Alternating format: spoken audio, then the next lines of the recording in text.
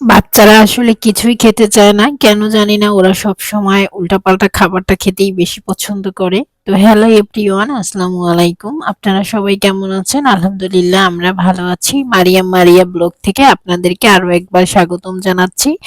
এখানে হচ্ছে গিয়ে আমি একটু নুডলস রান্না করেছিলাম। তো এখানে বাবুরা আসলে খাবার-দাবার কোনোভাবেই খেতে চাচ্ছিল না। শরীরটা অনেকদিন থেকে ওদের খারাপ ছিল। ঠান্ডা, ঠান্ডা ভাব ছিল। তো কিছুই খেতে চাচ্ছিল না। তো এইজন্য হচ্ছে গিয়ে একটু নুডলস করে দিয়েছিলাম। তো খালি নুডলস না করে নুডলসটার ভিতরে আরকি ডিম, তারপরে হচ্ছে মাংস, ক্যাপসিকাম, গাজর এগুলো দিয়ে আসলে সবকিছু মিলিয়ে বানিয়ে দিয়েছিলাম। তো যাই হোক, ডিমটাকে আমি একটু করে ভেজে নিয়েছি, ভেজে তুলে নিয়েছি। তারপরে হচ্ছে এখানে রসুন আর পেঁয়াজ দিয়ে একটু ভেজে নেব। একটু কাঁচামরিচ দিয়েছি। যেহেতু বাবুরা খাবে তাই অত পরিমাণে কাঁচামরিচ আমি দেইনি, কারণ ঝাল লাগবে তাই। এখানে একটু মাংস দিয়েছি।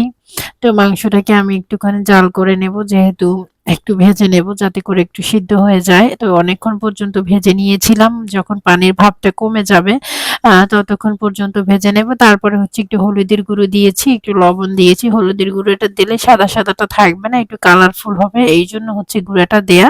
এখন একটু পানি দিয়ে এটাকে আরেকটু পরিমাণে আমি সিদ্ধ করে নেব, মানে একটু রান্না করে নেব। তারপরে হচ্ছে গিয়ে গাজরটা দিয়ে দেব। গাজর আসলে এটা তো আমরা খালিও খেতে পারি, এটা সিদ্ধ করার কোনো বিষয়ই নেই। তো তারপরে হচ্ছে গিয়ে ক্যাপসিকাম দিয়ে দিছি আর একটু হালকা পরিমাণে। তো এই যে ঠান্ডা লাগার কারণে হচ্ছে গিয়ে তেমন একটা রুচি নেই। তো এইজন্য হচ্ছে গিয়ে ওরা আসলে কিছুই খেতে চায় না। তো এই যে এরপরে হচ্ছে একটু লবণ দিয়ে দিয়েছি, বিট লবণ আরকি। তারপরে পানি দিয়ে এখন আমি নুডলস গুলোকে ছেড়ে দেব। এখানে আস্তে, আস্তে ভাবেই দিয়েছি, যেহেতু লম্বা, লম্বা করে দিলে ওরা খেতে পছন্দ করবে। মানে আস্ত থাকলে চামচ দিয়ে উঠিয়ে খেতে পছন্দ করে। তাই হচ্ছে গিয়ে আমি আর এটাকে ভাঙিনি। এই যে এখন আমি এটাকে নাড়াচাড়া করে মিশিয়ে দিচ্ছি। তারপরে হচ্ছে গিয়ে এখানে আমি ডিমটাকে দিয়ে দিলাম।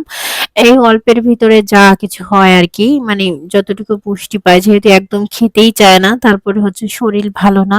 আর শরীর ভালো না থাকলে তো বাচ্চারা তো আসলে এমনিতেই খেতে চায় না। তারপরে যদি আবার শরীর ভালো না থাকে তাহলে তো আসলে ওরা কোনো কিছুই খেতে চায় না। এরপরে হচ্ছে গিয়ে আমি এখানে একটা ম্যাজিক চাট মসলা দিয়ে দিয়েছি।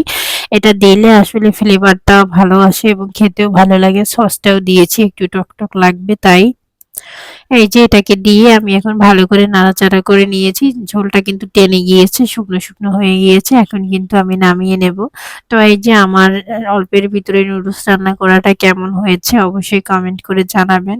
আর হচ্ছে গিয়ে আপনারা যারা YouTube থেকে দেখছেন তারা অবশ্যই আমাকে সাবস্ক্রাইব করে আমার পাশে থাকবেন। কারণ হচ্ছে গিয়ে আপনারা পাশে থাকলে আমি আসলে ভিডিও করতে ভালো লাগে। আসলে লাইক কমেন্ট করলে দেখতেও ভালো লাগে, মনেও শান্তি লাগে। তো আল্লাহ হাফেজ। কেমন হয়েছে অবশ্যই জানাবেন।